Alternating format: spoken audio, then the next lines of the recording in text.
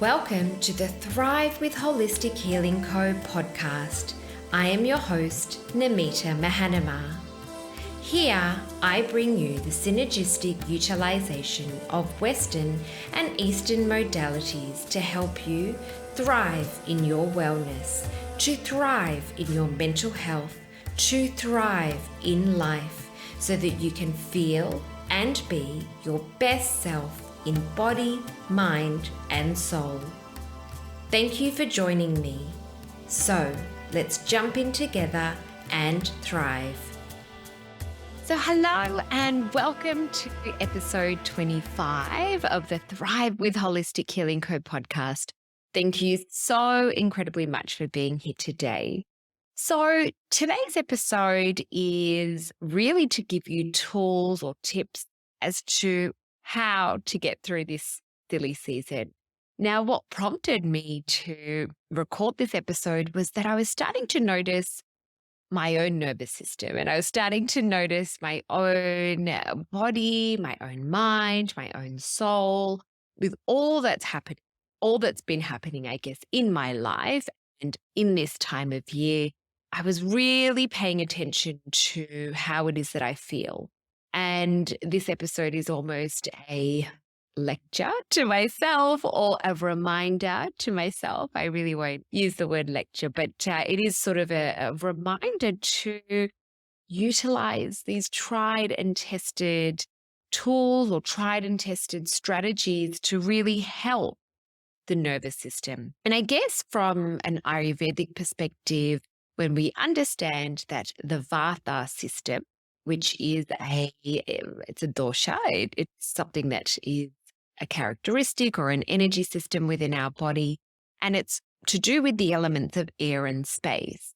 And because there is so much hustle, bustle, movement, stop, start, all those sorts of things that happen with this time of year, that there is a disruption, there's an imbalance to this Vata system. And so we want to bring forth strategies or habits or practices that will bring, we use the word grounding, but we're trying to bring the earth and water elements and aspects and the fire qualities to really help support our body to feel the best that it can so that we can thrive. And from a Western perspective, when we think about our nervous system, we're thinking about this fight or flight modality where, we're ready to pounce if a predator is coming after us. And that's essentially how my nervous system has been feeling, really. So when I, really reflect, we had a big move, we moved house. So the organizing, the packing, unpacking, the logistical movements, the traveling still back to our old suburb after schooling, taking that time and being in traffic and being in that, kind of old routine and lifestyle, but being in a completely new locality, that certainly has caused all sorts of disruption really in my, just in my time, in how I guess I'm feeling and how I'm responding to normal everyday realities, but they're becoming triggers, I guess, is my point here.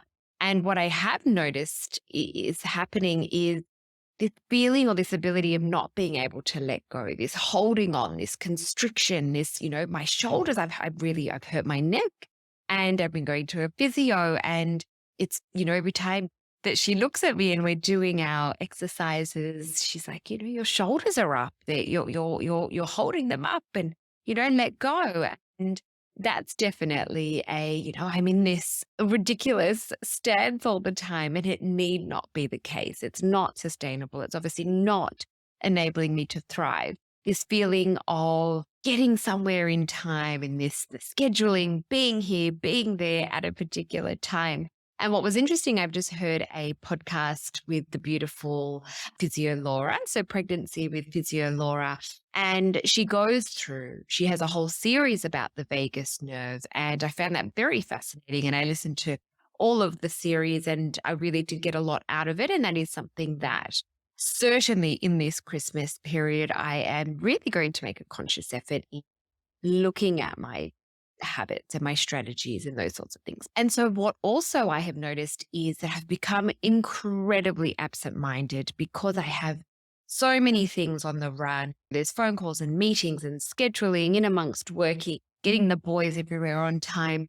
There was a particular incident where I had taken my car out of the garage. I swear I had, closed the garage. By chance, I'd had to do a U-turn and come back. And I saw that the garage was open. So I pulled back into the driveway and I was like, oh my God, that's so silly. How could I have done that? And I closed the garage. And then I got a phone call and I took the phone call on Bluetooth and I went about my merry way. And then when I finished, I actually couldn't remember if I had shut the silly garage again. And so all the way on the drive to pick up Ari from school, I had to drop him to his next activity. And then I drove back. I wasted 45 minutes there and back for the simple ridiculousness that I could not remember if I had closed the garage. I did, but that's not the point. I was just filled with this, paranoia that, gosh, I've left the garage door open. Rufus is going to run out, our dog. And, this is just ridiculous. So what I'm noticing is because there has been so much on my plate that I'm becoming absent-minded. It's this too much movement. It's this stop, start. And also then what happens is I will give myself fully to a situation or a place or an experience and then not physically reset and realign for the next activity or the next space, the next place that we are. And so I'm constantly just depleting my energy stores, and not my physical energy. I'm talking about my, the essence that's within me. There are some places or people that strip me more of this energy. And I would say I'm quite a highly sensitive person. If there's a lot of anxiety in the air or there's, it's a palpably tense situation, I can feel it quite viscerally. And so what's happening is it's becoming quite a draining experience because I'm not resetting. I'm not putting in healthy boundaries. I'm not really checking in and refueling myself the way that I deserve to be and the way that I know that I function well. So that's a very interesting observation. I also catch myself being incredibly impatient on the roads. I have this, move out of my way of being right now. And whether it's in the shops or in meetings, I'm just like, can you please just hurry up? Even with my children, I feel like my patience is dwindling because, whether it's the mess or the noise or the constant talking or someone's whinging about something while I'm trying to get something else done. And we've had, other things in the family where, my husband's had to be taken out of the picture for the minute because his energy and attention and focus is elsewhere. And so I've had to really be, the primary caregiver right at this minute. And I'm just finding that it's just grating. It's the grating of that nervous system. I just need silence. Please just do what you're told. And I'm sure every mother can, or father and parent and, person can relate to that. But definitely I can feel that within me where normally I would have the patience and the resolve and, the ability to handle that. But what I have noticed is that I'm itching for our holiday period. I'm itching for, a break. But what kind of mentality or mindset that really my husband and I tend to live by is that tomorrow isn't promised. Even this afternoon isn't promised. And so we don't usually take life for granted and we don't take it too seriously. And we try really to make our life not one that you need to escape from by having a holiday. But what's happening is because I do feel so stretched, I am constantly visualizing just get me on a plane and let's just have an ability to switch off. And so anyway, what's interesting is that I'm noticing all these aspects and traits within me, but I know that if we continue to do this every single day, that life isn't it isn't a sprint, it's a marathon. And we do need the energy and the resolve and ability to keep going And, that's when burnout can happen. And that's where, adrenal fatigue and all sorts of things where your body is shouting out and telling you something. And when we don't listen to that, that's when, it can sort of, come back to bite us in the bottom, so to speak. So it really is trying to utilize strategies, anchor yourself into them, even if it's day by day, even if it's one strategy at a time, even if it's having an end point, and then making real conscious effort and time and effort to apply those strategies to help you really, reset and realign. And so that is the purpose of this episode, to give you 10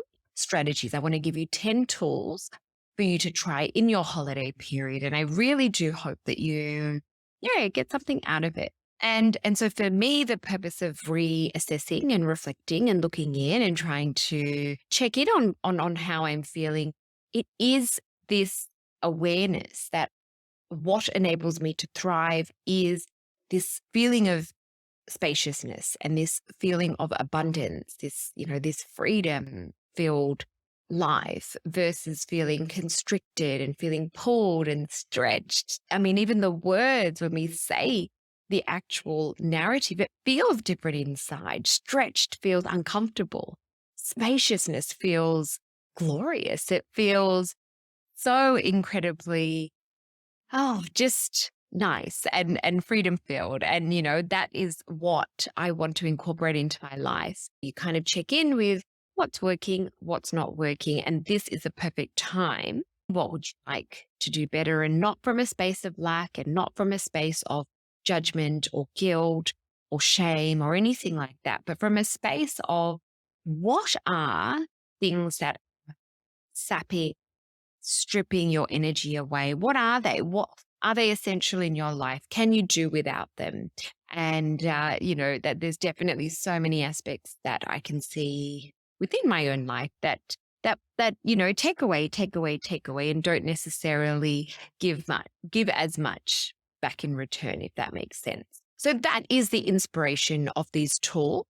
And the purpose behind giving the tools now is that, yes, this vortex of time that's happening, everyone is in this high pressure movement, get things done. Everyone wants to wrap things up at work and wrap things up, shopping, wrap things up in terms of the to-do list, because everyone wants to collectively relax in this particular time. So it's a perfect opportunity when you do get chances and you get snippets and openings in windows to do it, to utilize the strategies and hopefully to help you thrive in this time and not just survive and not just want to pull your hair out, but really actually be able to do it beautifully and to come out of it as a renewed version of yourself. That's my ultimate aim for myself. That's my ultimate aim for my children, for my husband. That's really what I want all of us to come out of the holiday period as. So just as a brief overview, what are these 10 strategies? So the 10 strategies are, so number 1, scheduling versus overscheduling. 2, boundaries. I'll go through each of them in a little bit more detail. 3, tips for your to-do list. 4, overstimulation. 5, alcohol. 6, to make sure you move your body. 7, removing any guilt or armor, this emotional toxins that need to be processed and not sort of remaining dormant in our body. Number 8, important to do activities to help support your nervous system in order to reset and to recalibrate. Number 9, using the new year as a way to reevaluate. And 10, connection. And then I go through just some very basic contact points or resources if you need it. So if you're in the midst of postnatal or perinatal anxiety and depression, and this time of year is really making you feel so many different emotions and things, then I will link to you the resources on our Whole-istic Healing Co website, where it has the direct contact for so many different services that if you feel that you're needing some extra support and help, know that you're not alone, and we'll go through that as well. So number 1, is this scheduling versus overscheduling. So I am a grade A people pleaser. I will push myself to the bone. I say yes when sometimes I should say no. I schedule things back to back to back to back, thinking that I am this, magical woman that can do everything and I can defy time. I can defy logistical consideration. But what ends up happening is we're so tired, we may not come home the whole day. And I'm exhausted. I cannot, I'll be sitting there like, oh, and now I still have to make dinner. And, my kids, my boys, secretly, they're, at the end of the day, they're like, I had the best day. Can we do that again? But, equally, I know that they get tired. And equally, I know that it's not necessarily the best for them either, because they too would like aspects and segments and times of their day where they're not having to perform or not have to do anything. They can just be. If they want to sit there looking at a wall, or they want to play, or they want to play outside on their own, then that's okay. And so definitely our life in Sydney has become overscheduled. I say yes to everything because I want to make sure that our boys have the best life and, they're living their best life. And so that's where that stems from. But then it also comes from this space of, yes, I definitely do overschedule. And so what I would suggest in this holiday period is to not do that. This is where at least there's no classes, at least there's no activities, play dates, socializing. Look at your calendar and really check in to see what can you realistically do. And, there will be things that you may miss out on, and that's okay, because I feel like in the pressure cooker life that is in the Western world, we are worthy and we are deserving to switch off and sit around home or sit at the beach for hours on end if that is what you want to do. And, I feel like there is this aspect, of course, that you don't get a chance to see everyone as much as you would like to throughout the day. And there is this capacity and tendency to have lots of different social events. But I would simply say, look at your schedule and look at this time period as a very special time between you and your family as well. And having that spaciousness, having that time just as a family unit as well is so incredibly healthy. And when we are often just running around and, doing life, we miss just being and having fun and the joy aspect of each other that goes. We can just get very much stuck in the, the practicalities of hurry up and get ready and do your homework. And so when we are able to have time in our schedule to actually just be and play and potter around, that's just so beautiful and glorious. So, and I would say, looking in the new year, one of my big things that I'm going to be doing this holiday period is to really look into my schedule and see what is essential, what isn't essential, what am I going to let go of, what isn't necessary, what are my non-negotiables in terms of scheduling. I need to have breaks in between because it's not sustainable. It's not conducive. And that actually extends to point number 2, which is about boundaries. And in a similar way to scheduling as well, healthy boundaries, establishing that. I know that's a very cliche word and people throw it around a lot. And so what exactly does that mean? For me, it would be, reevaluating and seeing, right, what, between this time and this time, I'm not available, and having that healthy boundary. It's almost looking at what your non-negotiables are. So it could be just having one thing that you do on a particular day and not multiple things, because that is a healthy boundary. That beyond that, that you will be depleted. Beyond that, you will be tired. Having healthy boundaries, maybe people come over and if they just are sitting around and not being helpful, to set certain boundaries in place, whether that's with family members or whether that's with friends, and just making clear boundaries of, oh, look, can everyone just bring a dish? And it can be uncomfortable. It can be really hard to ask for help, or sometimes it can feel like that, you have to do it all, and that, if you are an empowered person, that you should and could be able to do it all. But there really is no guilt, or there shouldn't be any guilt or shame in asking for help. It could be boundaries with time. It could be boundaries with food in terms of, with children, for example, and grandparents that might be overfeeding them with sugar. It's putting that line in the sand. It's saying, look, this is my boundary. And so you've made it very clear. But I guess that requires a checking in to see what's important to you, what values mean something to you, what values may give you anxiety if it's not completed or if it's not, followed through. So those sorts of things I feel are very, very important. And so I also think that boundaries and clear communication go hand in hand, because without clear communication, no one can understand what your boundaries are, or even within yourself, if you're not able to articulate what your boundary is. For example, I need to have eaten and we need to be heading home by 7 p.m. at the latest because my boys need to sleep. That's a nice, clear communication describing what my boundary is, and that is in place because then my children will become unraveled and exhausted and horrible the next day. And so that value and that boundary is important for our household. That's an example. So it's a good opportunity for you to check in and see what your boundaries need to be, or what you would like them to be, and how could you communicate them, and to whom you need to communicate them to. So number 3 are tips for all the to-do lists. Now, I also have a pitta dosha, so that fire and water aspect. So I am like a dog with a bone. I will not stop a task until it's completed. If there's passion and purpose behind it, or if I just, for instance, with moving, I did not stop until every single box was unpacked, to the detriment of my neck, to the detriment of my sinus, being so run down by the end that I was basically, I was acting almost like a narcissist in that I was saying, look how much I've done. I'm so tired. I've unpacked everything. Anyway, no one told me to do that.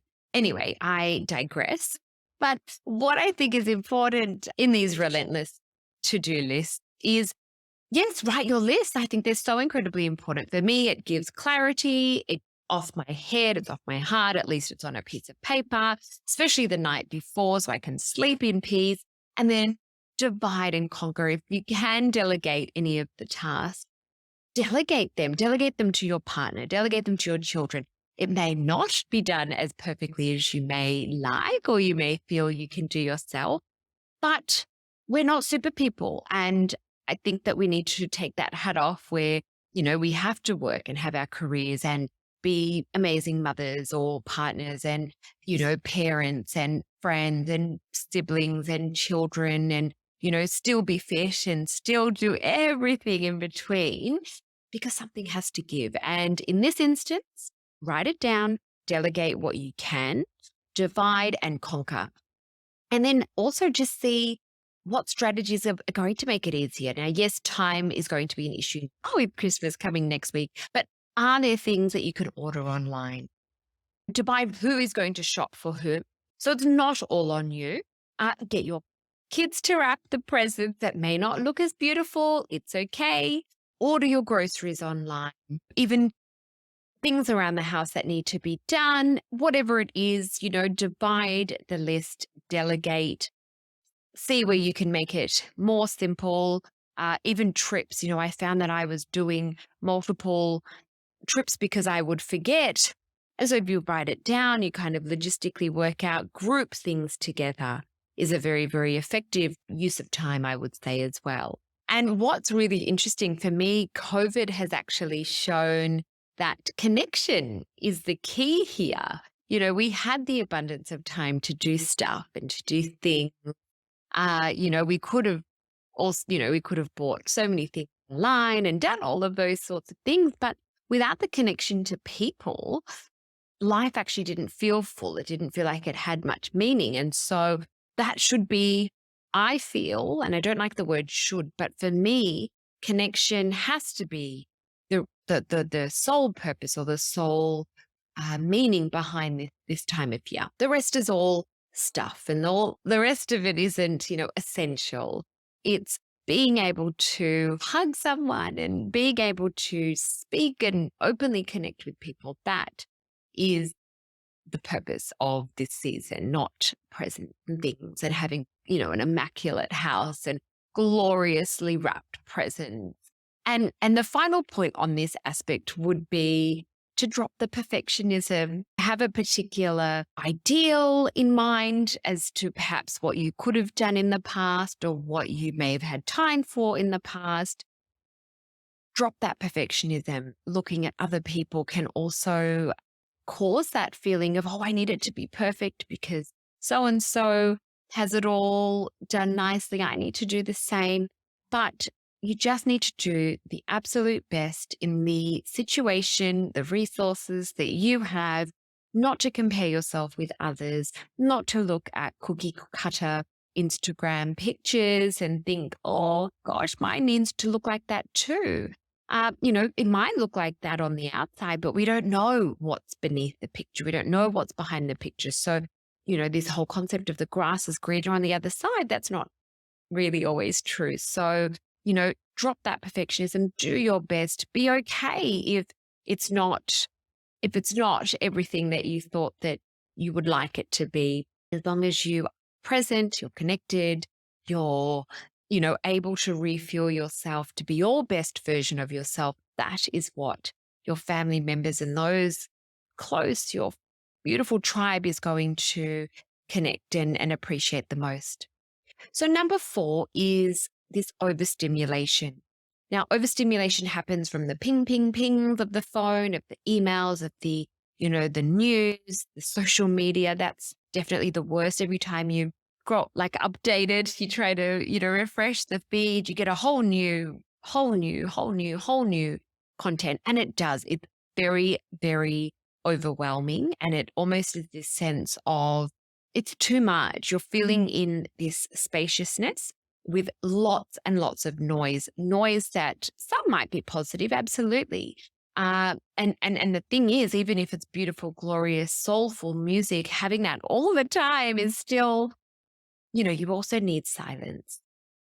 You do need silence. And so when my kids are chatting away, especially my youngest, who is a chatterbox, there are times I'm just like, I just need just the moments in between of silence. I love your voice and I love all the things that you have to say, but sometimes it's a bit much. So anyway, that is something that is a big trigger for me. So every time my phone goes off, and even if it doesn't go off, I'm thinking, oh, who's messaged me? What is going to be urgent, And it's this feeling of, maybe it gives us a sense of importance or a sense of purpose, a sense of, oh, look, I'm needed, or I have to get this done. I'm so busy as well. I think that we're not all the prime minister, or we're not all saving the world as such. Like, we can be uncontactable for a certain amount of time. So my strategy in this instance would be to turn off your notifications.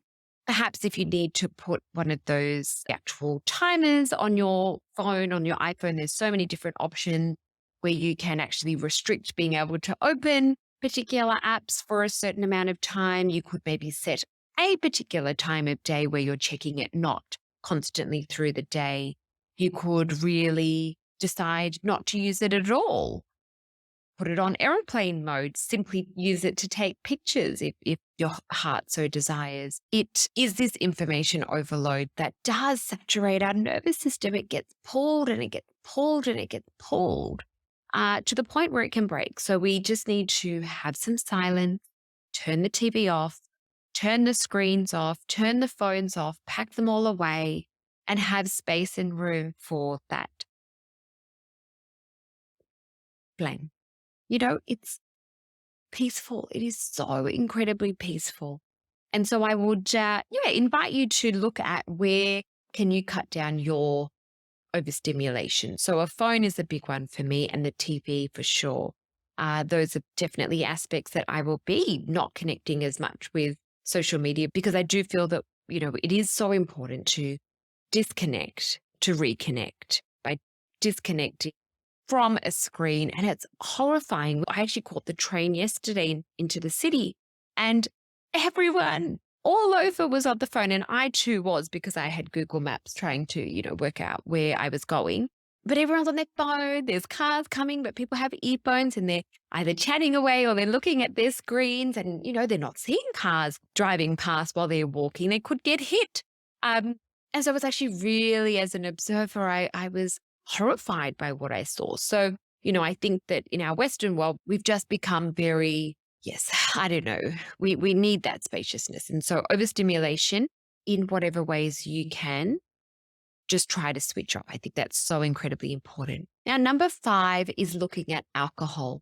Now, alcohol in itself, how it works is it's a CNS depressant, so a central nervous system depressant. But if you're looking at the biochemistry and how you're feeling, it definitely can alter mood, whether it's instantaneous or whether it's the following day. It is an external foreign agent that you're using to alter the state of your mind or your manas in Ayurveda. And so it can make it dull and inert. The next day you can feel very sluggish. It can precipitate anxiety and it can affect how good you feel. And so this is the season where we do tend to indulge in alcohol more than perhaps usual. And so it would be a matter of checking in. Well, how are you feeling? The NHMRC guidelines are currently standing at not having any more than 10 standard drinks in a week and no more than 4 standard drinks on any one day. But apart from these guidelines, I would say to check in with how you're feeling if you're getting anxious the next day or the day after, and you can't attribute it to any underlying reason or trigger or cause, then certainly it could be alcohol, because it can certainly affect how you're feeling. It can perhaps affect the choices of food you might have. It might affect the choices of conversation, or it might fuel other things that may then precipitate more anxiety and mood-related complications and conditions. So I would say to, perhaps after you've had a drink, swap it with water, maybe have a lesser amount and dilute it with fill a drink. There are so many alcoholic-free beverages now, so many brands. Even, what I sometimes do is I get like a kombucha and I put it in a wine glass. And so I feel like I'm having a cider or a wine, but it's really not anything like that at all. And so it might feel like, why am I missing out? There could be a feeling of lack, a feeling of being left behind, or like you're missing out on fun. It's not to say to cull it completely unless you absolutely feel like there's an obvious correlation, in which case you may very well be better off having no alcohol whatsoever. And certainly when we're talking about being on medication and certain health conditions and those type of things, then that adds a whole extra layer of complexity. And in the next season, next year, I will definitely be diving more into more of these type of topics to help shine the light on, so alcohol and medication and things like that. But what I would say in this instance is to look at the volume, see the effect that it's having on your body. And this is the same with nutrition and the type of food you're eating. It's so incredibly important. If you are having a drink, have it with the connection and the joy and the love of those that you're with, and not feel guilty like, oh, I shouldn't be drinking this. You're better off not drinking it then. If you're going to be drinking it with a side of guilt, then don't drink it. I think that's better. Otherwise, if you're going to have it, just have it with that communal, beautiful, joyous, celebratory mindset and aspect. I think that that's very, very important. And the last point of I know it's alcohol, but really the concept of nutrition. So having prana, life-filled, nutritious food. If we're going to be just having Pizza Hut every single night, or fast food because you've had such a busy day, being out and about, and that's processed, or anything that isn't, freshly prana-rich food, then that will impact the way that you're feeling. And, if you're looking at how you're going to feel the next day, then of course eating nutrient dense, beautiful, organic, amazing home-cooked food, ideally if you can, but at least one that's been cooked with love and joy, that is going to help you feel nourished. And that is what this period should be. We shouldn't come out of the Christmas period feeling more ill or more depleted or more in need of a reset. Anyway, it's all about balance. Of course, it's all about balance. And it's that same concept of not having that armor, that emotional toxins of the guilt. If you're eating whatever you deem is unhealthy, then, certainly don't have it with a side of guilt and shame. Enjoy it with people that are around you, and let go of the guilt and shame as well. So anyway, I digress, of course. So number 6 is to make sure that you move your body. And this isn't as a punishment. This isn't as a self-deprecating way to work off all those extra calories you've had. Not at all. It's a way to have that prana, that life force energy working through your body, getting those endorphins, getting those feel-good hormones pumping through your body. It's so important. So alcohol, for example, certain food make you tend to feel very sluggish. And then that in turn obviously would make you feel less likely to exercise. But when you exercise, you will get more endogenous energy, which is that more internal, natural energy. So not something from caffeine that is making you feel like you have more energy. It's not actually doing that. It's a stimulant. It's not actually breaking down glucose anymore to, actually give you fuel to function. It's simply just stimulating you. So exercise is one that actually will make you feel more energized, ironically. And yes, you probably need energy to exercise. And it's, I've seen lots of funny memes about how it sounds like a pyramid scheme. You need energy to exercise and then you get energy. But anyway, it is so important. And I think that in this spaciousness of your day, even if you can do movement as a family, or you go for a walk, or you run around your garden, or you do some strength training on the stairs, at the back of your house, or whatever it may be.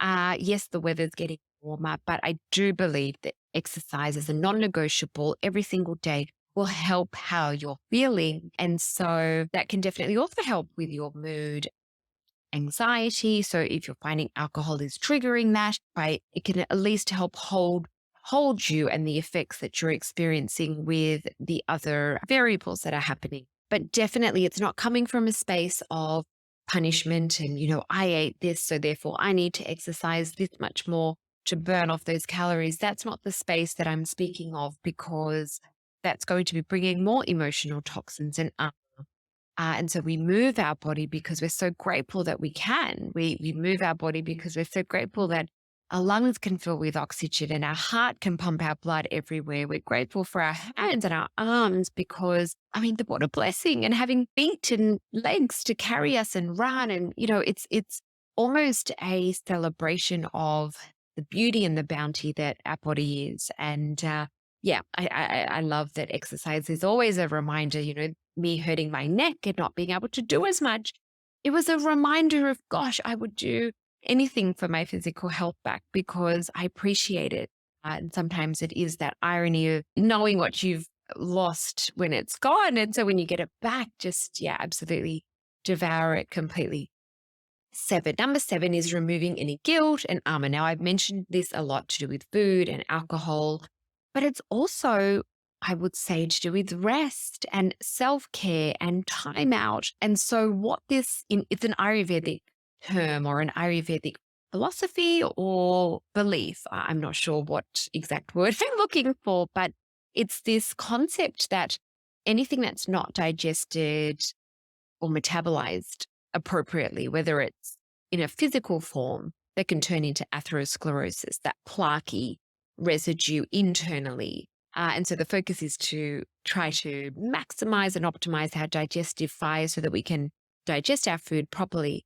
But in an emotional sense, any emotion, any feelings that we hold on to, whether it's anger, frustration, guilt, resentment, sadness, anything that you're not processing it, you're not looking into why is it happening, where is it coming from, then it will remain within our body, will remain trapped. And, I love that whole mind, body, spirit aspect of Ayurveda because it takes into consideration the emotional aspect of it. And so when we talk about this permission, giving yourself permission to switch off, giving your permission to rest, it's not a luxury. It's not, it might seem like it's a luxury. You might feel like that you're not deserving or that you don't have time or space for it, but to create that spaciousness for it is so incredibly important, and to not have all of the guilt and shame that comes with that, because you are a human being and you are worthy and deserving just like anything else, just like anyone else. And I really feel like just releasing that emotional hold on you for whatever, fill in your blank, that you are worthy, you are deserving, and to just, let it go. Number 8 is it's important to do activities to help support your nervous system. And the purpose or intent is to reset and to recalibrate, because this is the perfect opportunity. I love just ripping that last sheet of the calendar and putting a new one. And yes, I know that every second of every day is a new moment to reset. You don't need to wait till Monday, or you don't need to wait for a new month or a new day to reset, or a new hour even. Every moment is anew. I get that. But I actually really feel like it's just such a beautiful time to do certain practices to look after your nervous system. So we're looking at things like meditation. I mentioned exercise, looking at your nutrition, looking at things like breath work can be a beautiful way. And I've mentioned this in a few of the episodes, but I guess drawing to what resonates with you. It could be reading a book, sitting on the grass and looking at the sky, doing nothing. That's actually one of my favorite things to do. And another thing I love to do is just sitting and having a coffee or a drink or whatever it is, and watching people watching, or watch the ocean, just doing nothing. I find that so incredibly relaxing. I find it very energy building. It's like it's filling in all of the little voids that I've gathered through the day. It's like it just plugs that hole and it plugs that hole. And by the end, I just feel whole again. And not that I never was whole. I was always whole. I am always whole. I'll always be whole. But I think you get the concept.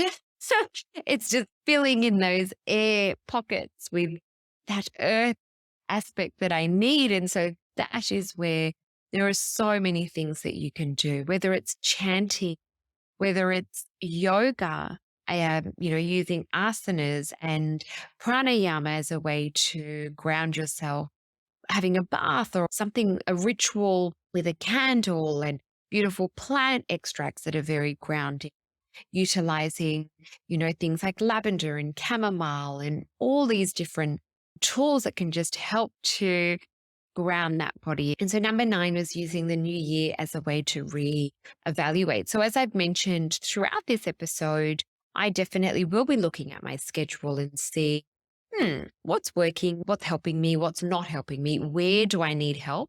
What am I willing to do to get it? Does it require finding someone, hiring someone to fill in certain gaps? Is it, what is it? What a kink in my little chain here that are slowing me down, that are depleting me and filling me more of these holes that I don't need. I need to feel like those pockets are not empty. And so again, it's not coming from a space of lack or limitation, and of course, gratitude for all that is, but really just using this as a space to check in and take some responsibility and accountability. And if there are things that you're finding are not enabling you to thrive, then you don't have to put up with it. You don't have to keep doing it because the rest of society is.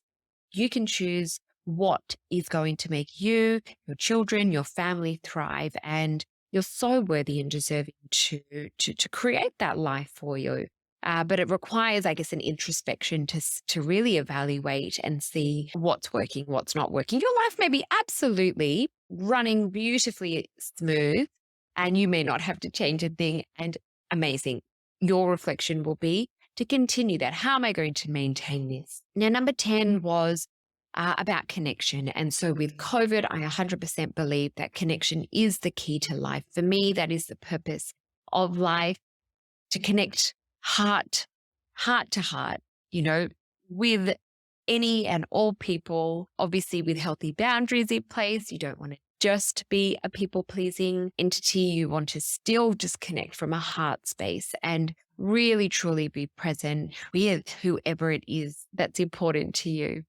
And this is a beautiful opportunity for play and joy. And I can appreciate that this time can also be very challenging. It can be a reminder of connections that we have lost along the way. It can bring back memories. It can bring back a lot of nostalgia. It can bring back a lot of pain for some people. I can completely appreciate that and that aspect to it as well. And by no means am I going to minimize that. I would say to revel in that and to feel whatever it is that you're feeling, and you're allowed, you're worthy, you're deserving to feel all that you're feeling. And I would say that if you are lucky enough to find new people and an extension to your tribe to help connect with you even more, that it can help to bring that sense of belonging and to help you feel like your piece in this whole puzzle of life matters. But definitely in the space of perinatal mental health, as I mentioned before, if at any time you're feeling overwhelmed, if you're feeling triggered by what you're seeing on social media or by friends or family, people that you're seeing, if it's feeling like it is all too much and you're feeling all alone, or you're feeling like, gosh, I shouldn't be feeling this way. If you're holding yourself up to the expectation of how you should feel and berating yourself perhaps by what you actually are feeling, and perhaps that you're feeling pressured to do more and more. You could be pressured to do anything where just want to be left alone, but you have so many social obligations.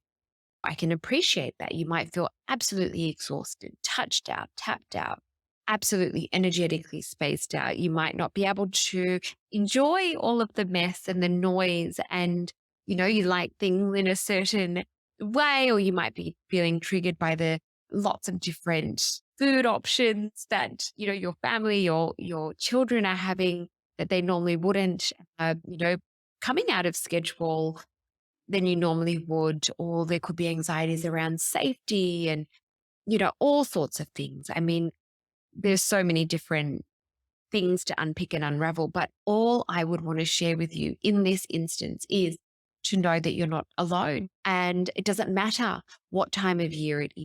I completely can appreciate that 1 in 5 women have PNDA and 1 in 7 women have postnatal depression. Now, it's not going to stop because it's Christmas and the New Year time. We can't just magically switch it on and switch it off. And whilst at times you can feel that pressure of having to do that. And when I was unwell, I could not socialize with anybody. I had nothing to say, didn't want to see anyone.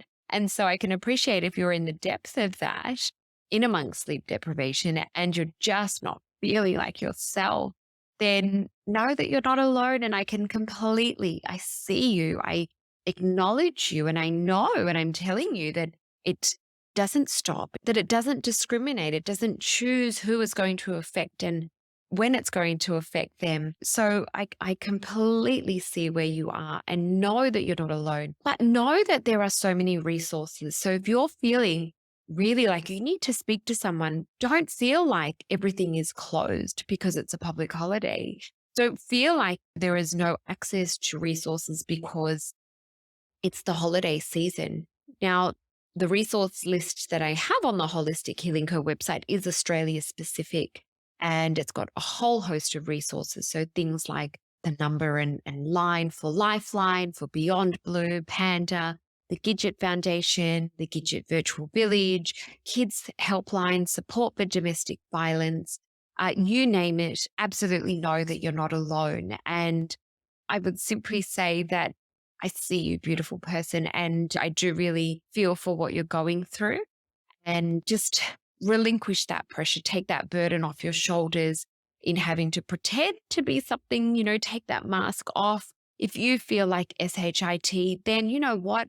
You tell all your family and friends that's how you feel. And I hope that they honor you and give you the safe space for you to just be all that you are, and know that you're worthy and deserving to speak your truth, because you absolutely are.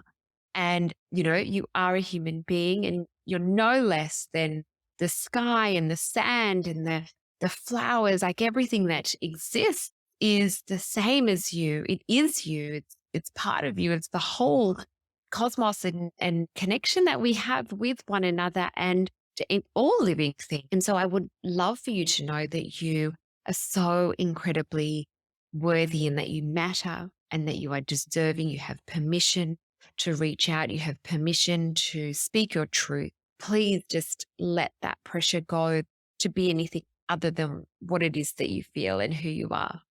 And so, I would definitely say that, cut that string, the one that's holding you towards your responsibilities and of course, you'll always have children that need to be looked after. They don't get the memo of that it's rest time per se, but, you can let the to-do list just sit on the wayside. There's nothing that you absolutely have to do.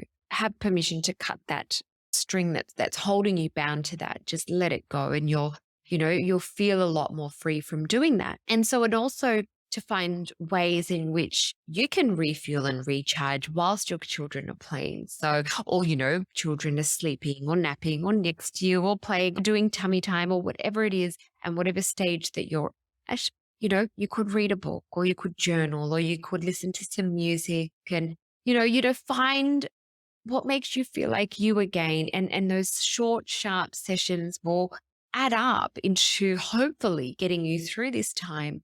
But know that you're not alone. Know that resources and help still exist, despite it being this time of year.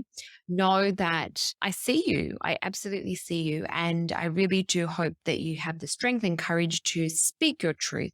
And I hope that your family, your partner, everyone can actually hold you in the most beautiful and gorgeous way that you deserve. And so my pearl to practice for this week is really to just try to incorporate one strategy, one of those tips, 2, 3, 10, whatever it is that you feel like will help you in that moment.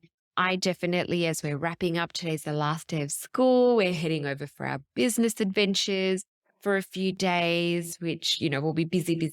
It's just a nice, again, another opportunity, even if it's on the plane, to just have a few hours switched off, recalibrate, come back stronger and better. Now, next week's episode is going to be a beautiful grounding meditation as the final episode for 2022. We will restart again in the new year with beautiful series. I've got some amazing concepts that I want to work through to really help you to go to nut out concepts such as medication, really nutting it all out as a whole series, going through aspects of breastfeeding as a series, going through alcohol as a series, going through even different health conditions as different topics. So to really give you information from a pharmacist perspective, but also I would love to do a series on Ayurveda and to really, I've dabbled with concepts here and there, but to give you a proper series of all things Ayurveda. So you can go and listen to all of those, 4 or 5 episodes and you get a good understanding of what it is. I'm really looking forward to having some amazing guest speakers on to really help share their insights and information. And my real genuine hope is to make a real difference in your life and to really make a beautiful change. And I feel like this year has been quite energetically sappy, draining. There's been a lot happening and I'm going to sound like I'm a bit of a maniac. There's been so many eclipses and lunar activities and there's been a lot going on that have made me feel rattled. Like I definitely have gone with the ebbs and flows of this year. And I've always just taken it the isness that it is. But yeah, I definitely am looking forward to a new 2023. I'm so incredibly grateful for an amazing 2022. And my genuine hope is that I can be of service and I can use my professional skills in a way that can help you to live your best life. And there are always beautiful reminders for me to live my best life, to be consciously, mindfully, ever present and aware. So anyway, I digress again, but I thank you. I thank you so incredibly much for joining. And I really hope that you have taken away something special from today. And next week, I hope you enjoy the beautiful guided meditation. And so until then, have a glorious week. Thank you so much for joining me today. If you've enjoyed this podcast, it would be so amazing if you could leave a review, subscribe to the podcast so you don't miss a thing, share this resource and my Whole-istic Healing Co. website, where you will find all of the episodes and show notes, as well as share my social media to your friends and to all those who would benefit from its content. I hope you have received a beautiful takeaway to help you thrive, and I look so forward to joining you again next week.